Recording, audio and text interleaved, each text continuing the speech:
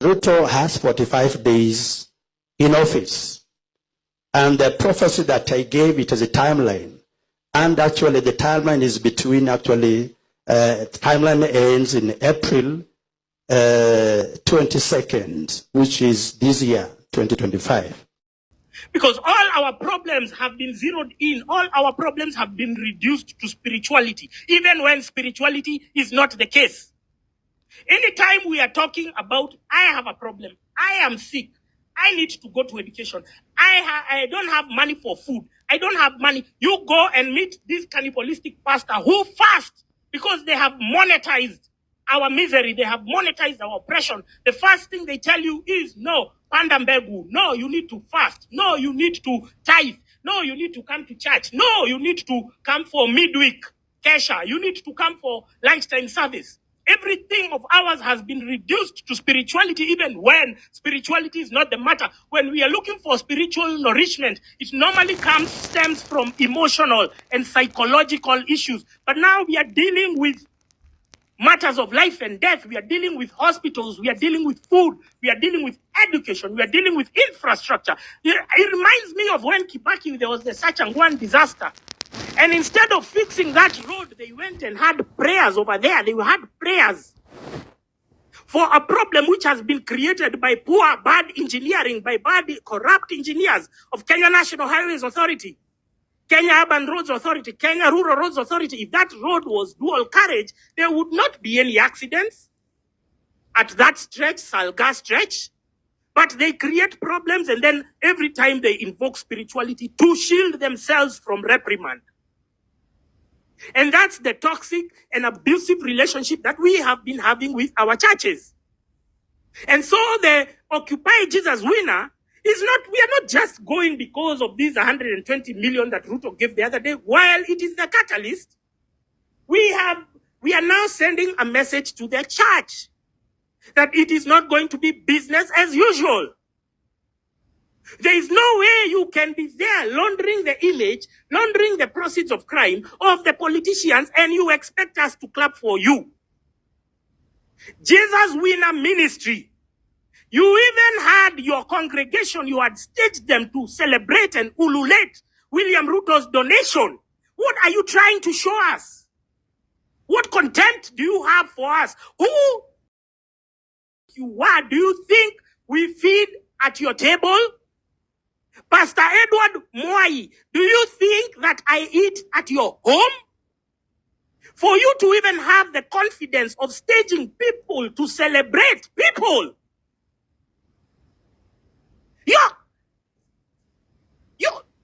Are you crazy?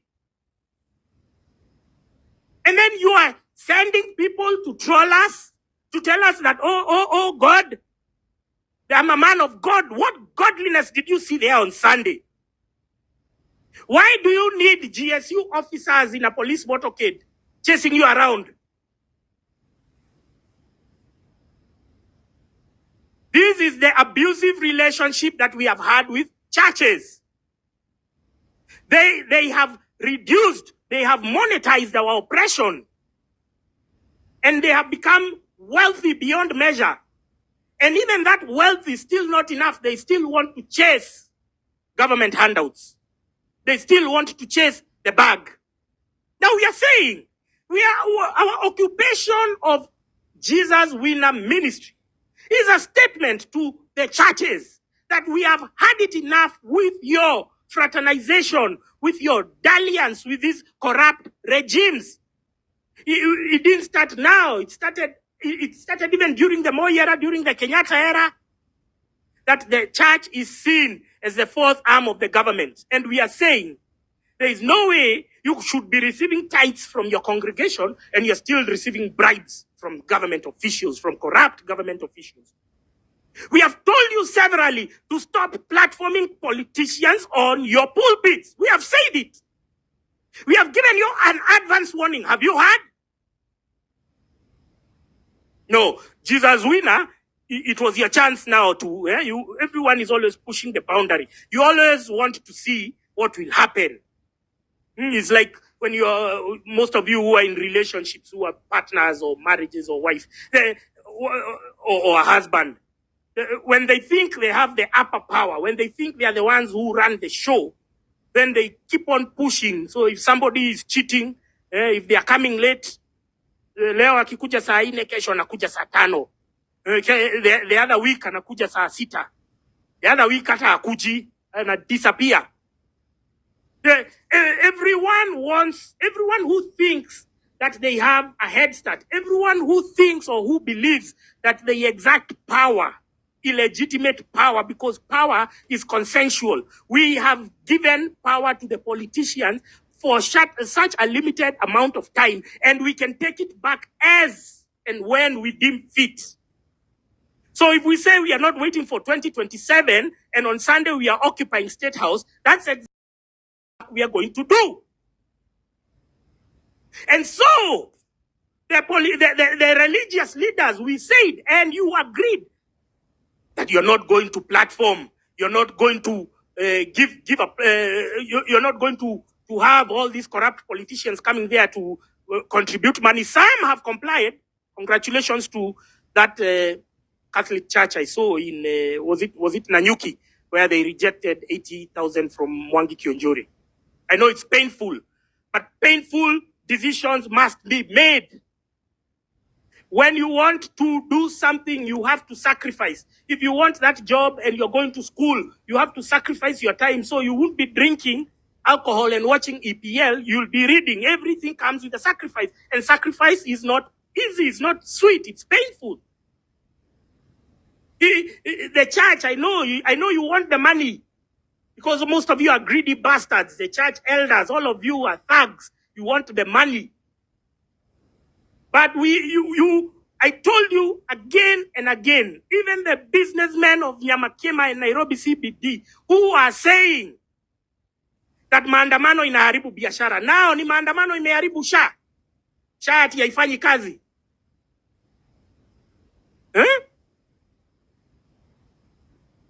Ni maandamano imeharibu SHA ati SHA haifanyi kazi. I need an answer from you idiots. You idiots who run your businesses in Gikomba, in Nairobi CBD, nataka muniambie, ni maandamano imefanya SHA isifanya kazi? Ni maandamano imefanya madaktari wasilipwe? You see, I told you, your economic well-being, your prosperity will not come at the expense of my freedom and my rights and my own. We are either suffering together or we are rising together. You get that in your thick heads. Get that in your thick fucking heads. There is no day you will find people picketing. You will find people protesting. And then useme ati wanakuharibia biashara. Kwani who are your customers? Sini sisi. And then unakuja unasema ati tunakuharibia biashara. Your entitlement to other people's money. That's the biggest problem. You as a businessman, you as a church. Like now, the businessmen of Nairobi CBD, you hired even watchmen, goons with rungus, to fight protesters instead of shutting down and joining. How stupid are you? How fucked in the head are you?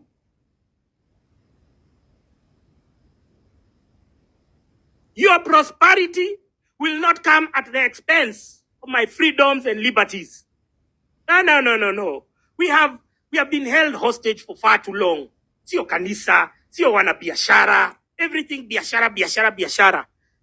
Biashara, you'd think that your clients are coming from another planet, from Mars. But it's us. And you're telling us we cannot protest because you're going to lose business. Are you making business now? How many businesses have shut down in Nairobi? Ni maandamano imefanya biashara zifunge. So please, save us your garbage. If you are fine-tuned to reason like government propagandists, then fine, go do you. But me, if I see you, I'm going to challenge you.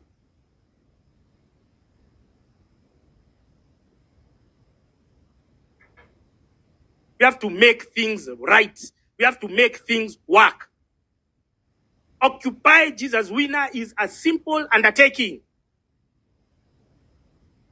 We are just sending a message to the religious establishment that we have had an abusive relationship with you for far too long. We are now ready to disengage.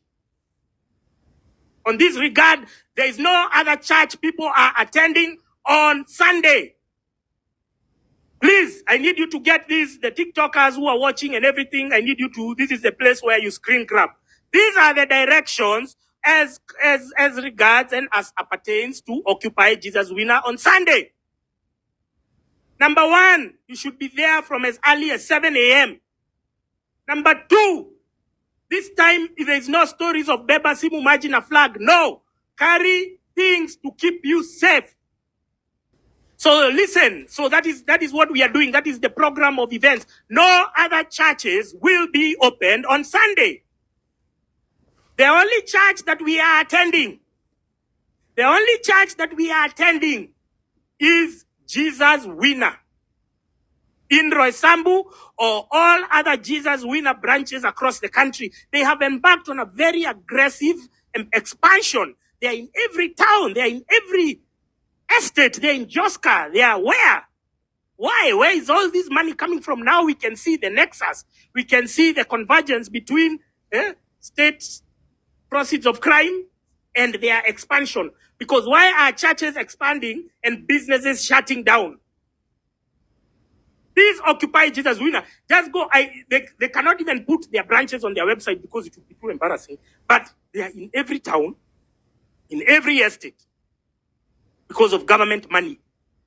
So this is a well-oiled laundromat. This is a laundromat crafted by the politicians. It was used by Uhuru Kenyatta, and now it is being used by William Ruto. And we are telling Pastor Edward Mwai, you will not insult our intelligence. You are okay making your money hidden. But the moment you invite a war criminal, you give him a platform in a church, you invite a war criminal, and you think we are going to take it lying down? Wewe Pastor Edward Mwai, wewe ili iwe funzo. Sunday ni lazima tukue hapo. Sunday we will be there. You're platforming, you're giving your pulpit to a war criminal, people who have killed our children. Pastor Edward Mwai, wewe ni kiburi ilikuwa imekuingia kwa kichwa. Uto escort ulikuwa umejiona wewe umefika sana So there is no going to any other church. We are going to go there. Asante sana kwa kutazama Wasos TV. Huyo amekuwa ni Pastor Onyango pamoja na Francis Gaidho wakizungumza hapo kwenye hiyo video ambazo umetoka kuyatazama sasa hivi. Sijui una maoni gani kuhusiana na walichosema wawili hao? Kama uko na maoni niachie hapo kwenye comment section. Kama uja subscribe na kuomba uweze kusubscribe, finya notification bell ndio wakati wote tunapata habari kama hii unakuwa mtu wa kwanza kuipata. Hadi wakati mwingine, na kutakia usiku mwema. Asante sana kwa wakati wako.